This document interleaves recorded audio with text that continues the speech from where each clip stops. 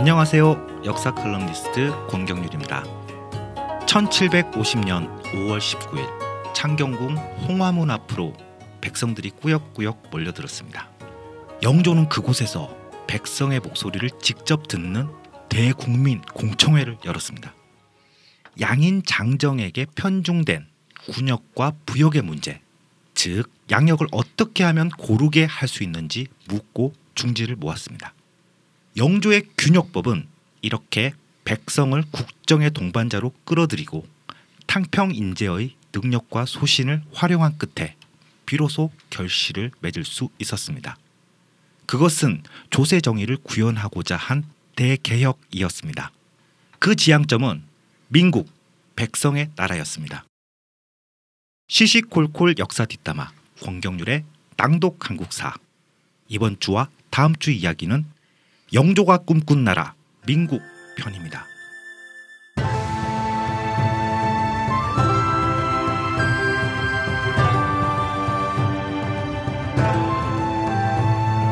영조실록 1750년 5월 19일 제1차 균역 공청회. 임금이 홍화문에 나아가 일반 백성과 사대부를 불러서 양역에 대하여 물었다. 백성들은 들으라. 작금의 민폐 가운데 양역만한 게 없으니 지금 고치지 않는다면 앞으로 어떤 지경에 이를지 모른다. 부러짓고 원망하여 도탄 속에 있어도 구해내지 못하니 장차 무슨 낯으로 돌아가신 선조의 명령을 대하겠는가.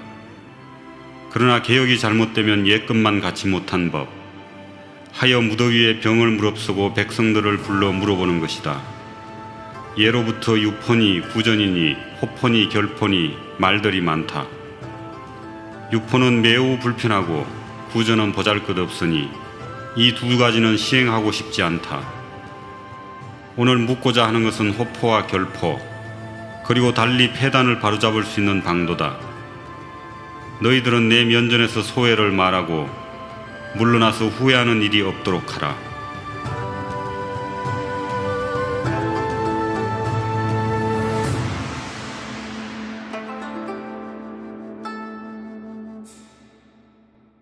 자, 여러분, 영조하면 어떤 이미지가 떠오르나요? 아무래도 이제 사도세자가 있으니까 비정한 아버지 뭐 이런 거, 그리고 또 뭐 출생에 뭐 한을 가진 뭐 이런 게 제일 많이 떠오르는 것 같아요. 정말 오래도록 임금 노릇을 하신 장수 임금님. 네. 우리가 갖고 있는 영조의 이미지는 그런데 영조에게는 감춰진 진면목이 있어요. 지금 낭독한 대목이 공청회라는 거예요. 공청회. 백성을 창경궁 홍화문 앞으로 불러들였어요. 그리고 백성의 목소리를 직접 들어요. 민의를 수렴해가지고 정책에 반영하겠다는 그런 거예요. 직접 민주주의를 조선시대에 구현한 거네요. 왕조시대에 이거는 되게 파격적인 행보거든요. 사전에 다 조율되어 있는 거 아닙니까? 어느 마을에 누가 오고 질문은 뭐 하고 이런 거. 아니, 우리 정 박사님 예리한 것 좀 봐. 그건 사실은 지금 낭독한 대목에 이어가지고 사관이 바로 그런 취지로 사평을 남겼어요. 아, 그걸 읽지도 않고 어떻게 그거를 캐치를 했죠? 그냥 원래 의심이 많은 분이에요. 아니, 근데 이 내용이 뭐 지금 교과서는 모르는데 우리가 잘할 때는 사실 이런 내용들이 교과서에 나오고 하진 않았었거든요. 그렇죠. 그래서 제가 영조의 감춰진 진면목이라고 이야기를 하는 겁니다. 우리 뭐 영조하면 워낙 사도세자 이미지에 갇혀 있는 것 같아요. 그러니까 이런 면도 좀 보자 이런 거죠. 조선 시대는 언로가 보장돼 있었어요, 법적으로. 근데 그게 양반의 언로만 보장을 한 거예요. 뭐 예를 들면 언론 3사, 사관원, 사헌부, 홍문관, 이거 뭐냐면 백성의 목소리를 반영하는 게 아니에요. 양반, 유생들의 목소리를 이렇게 반영하는 거죠. 백성의 목소리는 듣기가 힘들었어요. 물론 뭐 그런 제도는 만들어놨어요. 뭐 예를 들면 태종 때 신문고를 설치했죠. 신문고를 설치했는데 그게 신문고가 궁궐 안에 있는 거예요. 아니, 어느 백성이 이제 궁궐로 들어가가지고 신문고를 치냐는 거야. 그러니까 물론 신문고를 친 사람도 있는데, 그러니까 사실상 유명무실했다고 봐야죠. 그리고 격쟁이라는 게 있었습니다. 격쟁. 백성이 이제 뭐 궁궐의 특정 장소나 아니면 임금의 행차길에 징을 두드리는 거예요. 그러면서 자기 억울한 사연을 고할 수 있도록. 이것도 뭐 법적으로는 이런 제도가 있습니다. 그런데 사실 장난치는 사람도 많았고, 그리고 이제 이미 법적으로 처리가 끝났는데 계속 이제 징징거리는 어떤 사람들도 많았던 거예요. 그래서 나중에는 이게 요거를 이제 국한을 시킵니다. 사건사 해가지고 4가지 경우만 이제 해당할 수 있도록. 그 4가지 경우가 자기 자신한테 형벌이 미치는 경우, 그 다음에 부자 관계를 밝히는 경우, 그리고 본부인과 첩을 가리는 경우, 또 양인과 천민을 가리는 경우. 이게 사건사예요. 이런 경우만 격정을 하도록 했습니다. 뭐 나중에는 더 추가되는 것도 있어요. 수령이나 관리들이 민폐를 끼치는 경우에 격정을 할 수 있도록 또 허용해줬죠. 근데 이런 경우에 해당하지 않으면 곤장 100대를 때리고 삼천리 먼 곳으로 유배를 보내버렸어요. 그래서 이게 격쟁이 의미는 있는데 실효성이 떨어지는 거죠. 대부분의 경우는 해프닝에 그치거나 뭐 아니면 곤장 맞고 귀양 가는 이런 식으로 이제 귀결이 돼버리니까 그러니까 실효성이 떨어지는 거죠. 그런데 영조는 달랐습니다. 백성들을 상대로 공청회를 한 겁니다. 공청회라는 표현이 그때 당시는 없었잖아요. 영조는 이제 이걸 공청회라고 하지 않고 순문이라고 해서 순문. 예, 순문은 이제 원래 대신들한테 자문을 구하는 게 이제 순문인데 영조는 이제 그 순문에 백성들을 끌어들인 거죠. 그러니까 오늘날로 치면 공청회가 되는 거죠. 근데 지금 방금 낭독한 대목은 균역에 대해 가지고 공청회를 한 거예요. 균역법은 양역을 고르게 하는 법을 말합니다. 근데 이게 양역 문제가 당시에 대단히 심각했어요. 그러니까 양역은 양인들한테 편중된 군역과 부역의 문제를 말해요. 그러니까 군역과 부역 대신에 군포를 냈는데 그게 양인들 등골만 뽑아먹는 거예요. 양반 면역 특권이 있었어요. 그리고 양인들 중에서도 부유한 사람들은 다른 세금 많이 낸다고 면제를 해줬어요. 그러니까 아주 힘없는 양인들만 이 역을 짊어져야 되는 거예요. 군포를 내야 되는 거예요. 1년에 배나 무명, 포목을 2필씩 내야 되는 거예요. 영조가 즉위할 때도 이거는 상당히 큰 사회적인 문제였어요. 그러니까 영조가 즉위하면서 즉위 연도에 이 문제에 대해 가지고 영조가 직접 자기 입으로 이야기한 게 있어요. 영조실록 1724년 9월 22일자인데요. 아, 임금은 백성을 하늘처럼 여기고 백성은 먹을 것을 하늘처럼 여기는 것이다. 요즘 전국에 흉년이 들어서 백성에게는 아침 저녁에 미천이 없는데 의탁할 데가 없어서 떠도는 사람의 군포까지 대신 내고 있다. 이웃이나 친족에게 징수하고 죽은 사람의 몫까지 부과하며 심한 경우에 한 사람이 온 문중의 역사를 겸한다고 하니 슬프다. 우리 백성이 살아서는 안정을 누리지 못하고 죽은 다음에도 신역을 면할 수 없구나. 먹을 것이 어찌 내 목에 넘어가겠는가. 영조가 즉위한 그해 이 양역의 폐단을 거론하면서 이거를 해결해야 될 어떤 사회적인 과제로 제시를 했어요.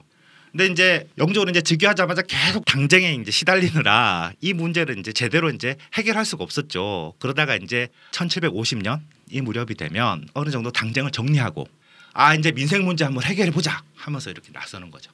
그러면 인징, 족징, 백골징포가 왜 이제 나오게 됐느냐? 그거는 이제 또 국가 재정하고 또 연결해서 이야기할 수가 있어요. 이게 조선의 어떤 조세 체계를 보면 전세, 백성이 경작하는 토지에 부과하는 세금, 그다음 공납, 현물로 납부하는 세금, 그리고 군역과 부역을 대신해 가지고 나라에 납부하는 군포, 이렇게 이제 정리를 할 수가 있는데 17세기 이후에 이게 흔들리게 돼요. 전세 수입이 줄어드는 거예요. 그러니까 백성들한테 많은 전세를 요구할 수가 없는 거라. 그러니까 어떻게 해요? 1결에 4두 정도로 정말 가장 어떤 낮은 수준의 어떤 전세만 이렇게 받게 되는 거죠. 그러니까 수입이 대폭 감소하겠죠.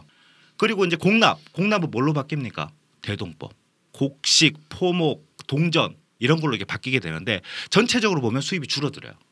자 이렇게 되니까 군포를 많이 거둬야 되는 거야. 그러니까 전세 수입이 감소하고 그다음에 대동법이 시행되면서 재정이 이제 그만큼 구멍이 뚫리는 거야.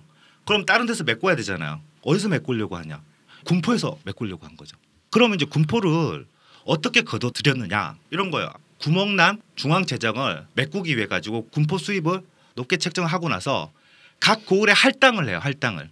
그럼 어떻게 되겠습니까? 수령들은 무슨 수를 쓰든지 할당량을 채워야 되는 거야. 그러니까 군포를 내는 사람은 힘없는 양인들 뿐이었어요. 이게 큰 부담이 되니까 그러니까 아예 그냥 이거 군포 때문에 야반 도주하는 사람들도 많이 생겼어요. 그 조선 후기에 그 유민들이 어떤 발생하는 데 있어 가지고 이 군포도 영향을 끼쳤습니다. 그러면 유민이 발생하면 미납분이 생기잖아요. 미납분이 생긴다고 해가지고 미납인 채로 두면 안 되는 거예요. 그래서 어떻게 하는 겁니까? 바로 이웃 사람들한테 친척들한테 받아내는 거죠. 심지어 죽은 사람까지 군적에 올려가지고 군포를 징수하는 거죠. 그게 바로 인징, 족징, 백골징포 아닙니까? 아 그럼 밤새 지켜야 되겠네. 도망 못 가게. 그리고 죽으려는 사람이 있으면 못 죽게 딱 구려해주고. 지금 정 박사가 죽지 못하게 해야 된다라고 이렇게 말씀하셨는데 힘없는 양인 중에서도 16세부터 60세까지의 그 장정한테 이 군포를 거둬들인 거예요. 그러니까 60세까지니까. 그거 좀 심하네요. 60세까지 그러면 군역과 부역의 의무를 지고 있다는 건데. 그렇죠. 한 40세 정도까지만 하면 될 것 같아요. 우리는 민방위 40대 초반이면 끝나잖아요, 보통. 그때는 환갑이 되도록 군역을 졌어야 되는 거니까. 그러니까 이 백성들한테 이게 대단히 이제 과중했다는 거죠. 아니 법을 이따구로 만들어놓고 이게 지금 할 말입니까? 백성은 임금은 백성을 하늘처럼 여긴다는 게 이게 이런 말을 내뱉으면서 어떻게? 원래 정치인들이 말로는 그렇게 하는데 실제로 이렇게 그 제도적으로 이렇게 바뀌는 게 별로 없잖아요. 그러니까 이제 우리가 이렇게 좋은 대통령 뽑아야 되는 거고 예? 제도 정책에 대해 가지고 조금 더 우리가 관심을 가져야 되는 거 아니겠습니까? 근데 이게 궁금한 게 그럼 이렇게 공청회를 해서 네. 백성들의 얘기를 들었는데 그 얘기를 들은 걸 가지고서 뭔가 해결책을 내거나 하게 된 건가요? 자 이제 그 얘기를 우리가 해봐야죠. 1750년 5월 19일 날 1차 균역 공청회가 열린 거예요. 임금이 이제 백성한테 나와가지고 이 양역의 폐단, 그러니까 힘없는 양인들에게 편중된 군역과 부역의 문제, 그리고 양인 등골만 빼먹는 이 군포 문제, 이거 어떻게 해결할 거냐. 근데 아무런 어떤 대안을 제시하지 않고 밑도 끝도 없이 얘기할 수는 없잖아요. 그래서 임금이 여기서 직접 얘기합니다. 유포, 구전, 호포, 결포 같은 그동안 거론되어 온 대안들이 있다. 근데 임금이 그 중에서 호포와 결포 중에서 우리가 오늘 한번 대안을 세워보자 이렇게 얘기를 하는 거예요. 지금 얘기했던 것들은 제가 잠깐만 풀이해 드릴게요. 유포, 놀유자, 포목포자입니다. 그러니까 노는 포, 군포를 내야 되는데 안 내는 사람들이 있다는 거죠. 그 사람들 찾아가지고 그 사람들한테 군포를 걷자. 이게 바로 유포입니다. 탈세하는 사람 찾아내듯이. 그런 거죠. 그런 거죠. 그때 당시에 딱 보면 이 군포를 내야 될 사람 한 50만 정도 됐어요. 면역 특권이 있는 양반 제외하고 그다음에 다른 세금 많이 내는 부유한 양인들 제외하고 그러니까 힘없는 양인들 중에서 군포를 내야 될 사람이 50만 정도쯤 됐다고 해요. 근데 50만 중에서 실제로 내는 사람은 10만밖에 안 된다는 거예요. 그러니까 이 10만 명이 계속 그 이웃의 것을 내고 친척의 것을 내고 그러고 있었다는 거예요. 그렇기 때문에 이 유포를 내야 될 사람들을 제대로 찾아가지고 해야 된다. 근데 이제 영조는 이건 거론할 게 못 된다고 그랬어요. 낼 수 없는 사정이 있기 때문에 그렇게 된 거 아니냐 이렇게 본 거죠. 그 많은 유민들 요랑하는 사람들 다 찾아가지고 그 사람들한테서 받을 거야. 그거 할 수 없잖아. 이게 영조의 생각이었습니다. 실제 이걸 운영하기 위한 비용이나 이런 네. 것도 현실적인 문제가 있기 때문이기도 하겠네요. 그렇죠, 그렇죠. 그다음에 이제 구전이라는 게 있습니다. 구전은 이제 입구자인데 사람들 머릿수대로 다 돈을 걷자. 요거는 뭐냐면 되게 파격적인 거예요. 이거는 이제 영조가 봤을 때 현실성이 없다고 이제 본 거죠. 그러면서 이제 나름 현실 가능한 대안으로 제시한 게 이제 호포와 결포입니다. 근데 호포는 모든 가구에 군포를 부과하자. 그러니까 이거는 뭐냐면 양반, 양인 구분하지 말고 신분을 떠나서 모든 가구에 군포를 부과하자. 다만 양인 장정들한테 2포씩 내는 게 군포 아닙니까? 근데 모든 가구에 부과하니까 1포 정도만 내면 되지 않겠느냐. 뭐 이렇게 본 거예요. 그리고 이제 마지막으로 결포. 결포는 뭐냐면 토지 면적에 비례해서 군포를 내게 하자. 이런 거예요. 그러면 이제 아무래도 뭐 양반 중에서 땅을 많이 가진 사람이나 부유한 양인들이 더 많이 내게 되고 그러면 전체적으로 이제 공평해지지 않겠느냐 이렇게 본 거죠. 근데 이 호포와 결포를 가지고 그날 그 공청회에서 의견을 받았는데 호포 쪽으로 기울어진 겁니다. 그래서 호포제를 이제 시행하기로 그날 공청회에서 이야기가 된 거예요. 여기서 아까 정 박사가 이제 읽은 대목에 뒤이어가지고 사관이 사평을 써요. 호조판서 박문수가 이 박문수가 이제 우리가 알고 있는 그 암행어사 박문수입니다. 암행어사로 활약을 하고 나서 이즈음에 이제 영조의 총애를 얻어가지고 호조판서로 일하고 있었어요. 근데 호조가 뭡니까? 나라의 재정을 담당하는 부서 아닙니까? 그래서 지금으로 치면 이제 기획재정부 장관 정도쯤 되는 거죠. 부총리. 근데 이 호조판서 박문수가 미리 백성들하고 짜웅을 했다. 그래서 이제 백성들 보고 야 오늘 이제 임금이 이렇게 제안을 할 텐데 너네 무조건 호포 쪽으로 의견을 내라. 그렇게 박문수가 이제 배후 조종을 했다는 거예요. 그거를 누가 조작을 한 거네요. 그렇죠. 그거를 사관이 사평으로 이제 기록을 한 겁니다. 호조 판서가 호포 쪽으로 밀는 게 좋은 이유가 있나요? 이게 호조 판서 여러 가지 고려했겠죠. 이제 나라의 재정하고 관련된 거 아니겠습니까? 아무래도 이제 재정이 어느 정도 확보될 수 있는 어떤 방안 그런 방안으로 이제 추진을 했겠죠. 그러면서도 동시에 현실성이 있어야 된다. 이런 걸 봤을 때 전체적으로 검토를 해보면 호포를 했을 때 나라의 재정도 어느 정도 충당이 되고 현실적으로 가능하다고 본 거죠. 어떤 면에서 보면 박문수가 유능했다고 볼 수도 있는 거예요. 솔직히 말하면 임금이 공청회 하자고 백성들 불러 모았는데 백성들이 이 입을 떼기가 쉽겠습니까? 그러니까 다 이렇게 뒤에서 누가 이렇게 얘기를 해주면 공청회 자체가 활성화되지 않겠어요? 지금도 보면 이제 관에서 공청회 하면 대충 이런 식 아닙니까? 그런 경우가 좀 있는 것 같아요. 근데 이게 옛날 공청회랑 지금 공청회는 다르니까 어떻게 보면 이게 여론을 수렴하는 거의 유일한 방법 중에 하나였을 것 같은데 요즘으로 따지면 뭐 좋은 정책을 만들어 놓고 사람들한테 댓글을 좋은 걸 달게 이렇게 약간 유도하는 뭐 이런 경우랑 비슷한 것 같아요. 그 댓글 얘기는 상당히 위험한 발언인데 댓글로 여론 조작하는 거는 상당히 위험한 발언인데 그러니까 어쨌든 간에 저는 박문수가 가이드를 했다고 생각해요. 그리고 이제 그 가이드에 따라 가지고 백성들이 또 자기 어떤 의견을 실어 가지고 이야기하지 않았을까? 그건 저는 그렇게 생각합니다. 좋게 그러니까 봐주시는 거네요. 그렇죠. 박문수잖아, 박문수.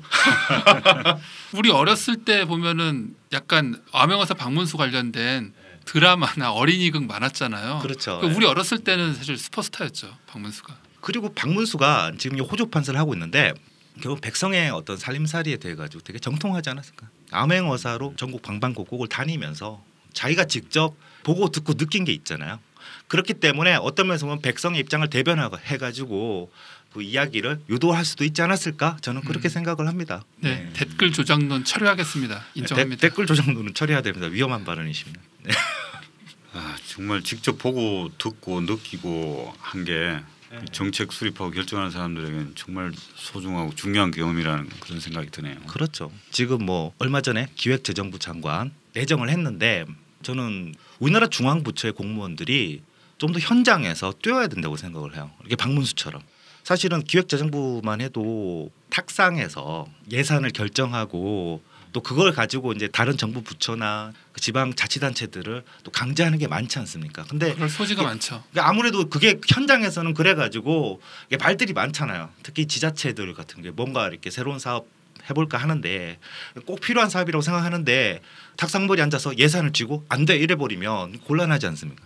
그래서 이제 사실 어떤 면에서 보면 진짜 기획재정부 같은 곳에 근무하는 분들이 현장에서 정말 더 많이 보고 듣고 느껴야 되지 않을까 저는 그렇게 생각을 해요.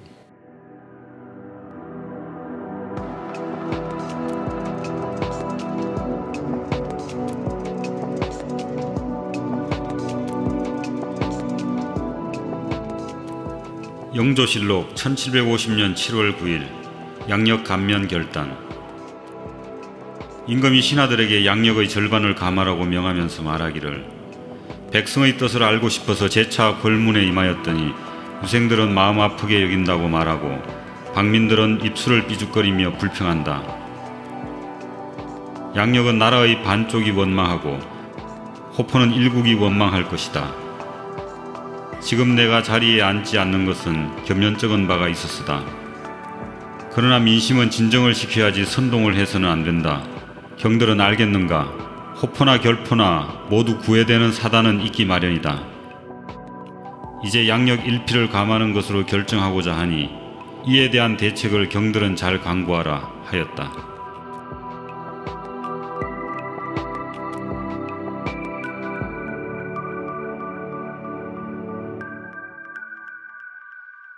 균역의 길은 멀고도 험난했습니다. 지금 방금 낭독한 대목이 뭐냐면 호포제가 좌절됐다는 걸 의미해요. 원래 이제 호포를 이제 하기로 하고 조정에서 이제 의논을 했는데 이제 신하들이 다 반대를 하는 겁니다. 이제 우리가 계산을 해봤더니 재정 충당이 안 됩니다. 그래가지고 모든 가구마다 호포 한 피씩을 받고 거기에다가 돈을 조금 더 거두자. 그래가지고 호전제 얘기가 나와요. 그것도 이제 7월 3일 제2차 균역 공청회에서 반론에 부닥칩니다. 이번에는 유생들이 이제 말을 하기 시작했어요. 1차 균역 공청회에서 유생들은 점잖을 빼고 앉아 있었습니다. 근데 이제 2차 균역 공청회가 되니까 목소리를 높이기 시작했어요. 유생들이 얘기했던 게 뭐였냐면 잔반 문제죠. 잔반. 이 무렵이 되면 조선이 이제 신분 계층이 더 분화가 돼요. 잔반. 양반 중에서도 오랜 세월 벼슬 하지 못한 집안 같은 경우는 먹고 살기가 되게 힘들어요. 양반 체면에 그렇다고 해가지고 아무 일이나 할 수는 없잖아요. 그러니까 진짜 산입에 거미줄 치는 경우가 되게 많은 거죠. 그러니까 이 잔반들한테 호포 한 피를 받고 거기다 또 이렇게 돈도 더 거둔다.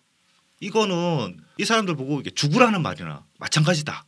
이렇게 유생들이 목소리를 높인 거야. 근데 사실은 영조가 들어봐도 이 잔반들의 어떤 사정이 딱하긴 딱하잖아요. 그러니까 영조도 이제 호포제, 호전제 요거를 좀 보류를 해야겠다 이렇게 생각을 한 거죠. 하지만 그렇다고 해가지고 양역의 폐단, 그러니까 양인들에게 편중된 군역과 부역의 문제, 양인들 등골 빼먹는 이 군포 문제, 이걸 그대로 놔둘 수는 없잖아요. 그러면서 영조가 결단을 내립니다. 2필씩 받던 거 한 필만 받겠다. 이건 결단이죠. 이거는 뭐냐면 나라의 재정의 어떤 어려움 이런 거를 무릅쓰고 시대가 요구하기 때문에 해야 된다고 의지를 이렇게 보여준 거예요.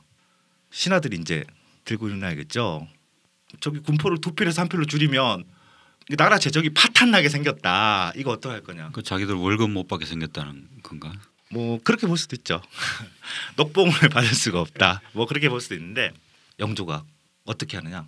나는 개혁의 물꼬를 틀 테니까 뒷수습은 니네 신하들이 똑 부러지게 해라. 그러니까 개혁의 물꼬는 내가 틀 테니까 실행은 너네들이 해야 되지 않느냐. 재정 파탄 위기가 생기면 참신한 재정 확충 방안들을 니네가 내놓으면 될 거 아니냐. 이렇게 나와버린 거예요. 시대가 요구하는 개혁을 어떻게 추진해야 되는지를 영조가 보여준 거죠. 이때 때마침 또 유능한 신하들이 있네. 박문수가 어염새를 나라에서 걷자.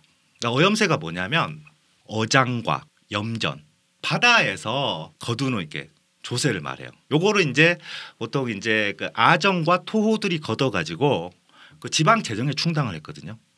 근데 이게 폭리를 되게 많이 취했어요. 아정과 토호들이. 박문수가 얘기한 거는 그거를 그 세금을 오히려 낮춰주면서 나라에서 걷는 게 어떻겠습니까? 그러니까 아정과 토호들이 폭리를 취하지 못하게. 되게 묘안이네요. 그렇죠, 그렇죠.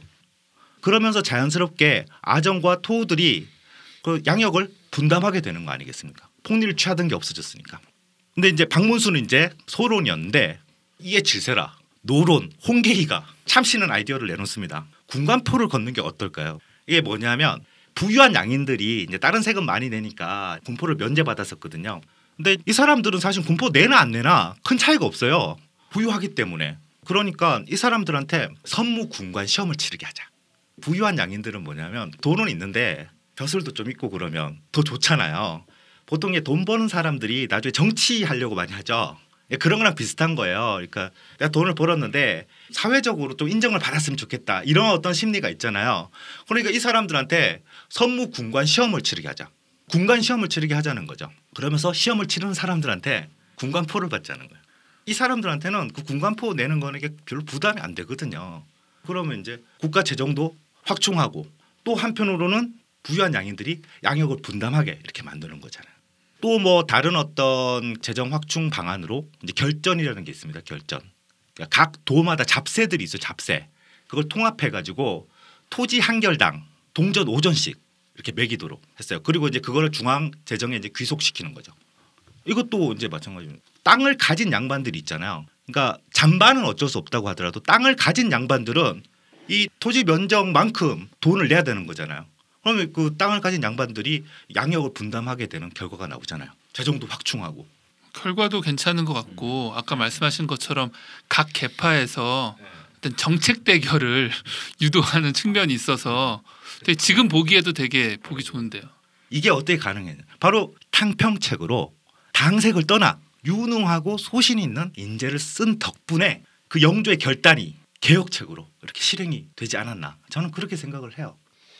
자, 이렇게 해서 결과적으로 양반과 향리 그리고 부민이 양역을 분담케 했습니다. 그러니까 우리가 균역법 하면요. 양인에게 편중된 역을 고르게 한다는 건데 흔히 균역법 하면 군포를 두 필에서 한 필로 감면하는 영조의 결단, 요걸 이제 균역법으로 알고 있어요. 근데 이제 실제로는 이렇게 군포를 감면하고 그 다음에 어떤 재정 확충 방안을 마련함으로써 양반, 향리, 부민이 양역을 분담케 한 것, 그거를 전체적으로 종합적으로 이제 균역법이라고 하는 거예요.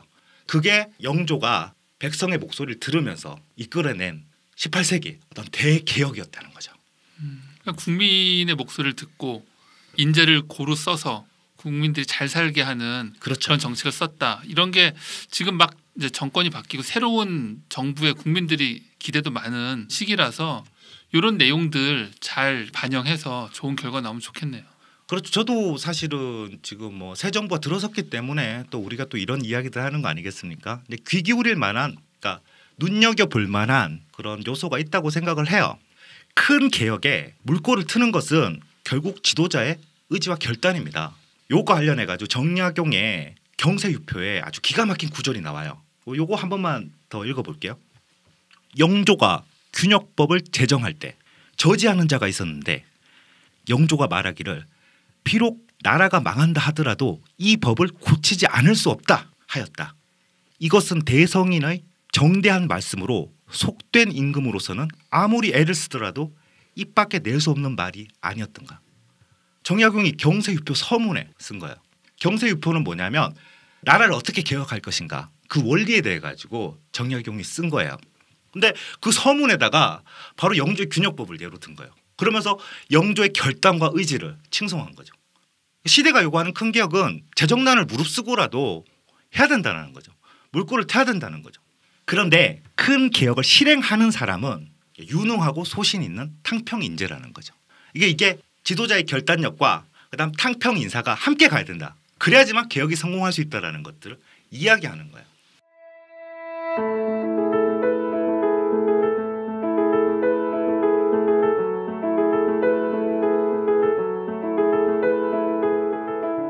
국가의 존재 이유 중 하나는 한정된 자원을 공정하게 나누는 것이라고 생각합니다. 영조는 18세기에 균역법을 완성함으로써 소세 정의를 구현하고 분배 문제를 해결했습니다. 그것이 바로 나라다운 나라가 아닐까요?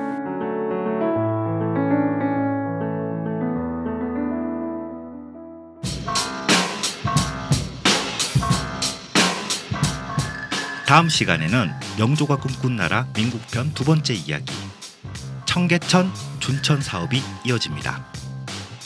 지금까지 진행 공경률, 낭독 정정기였습니다. 우리 함께 역사해요.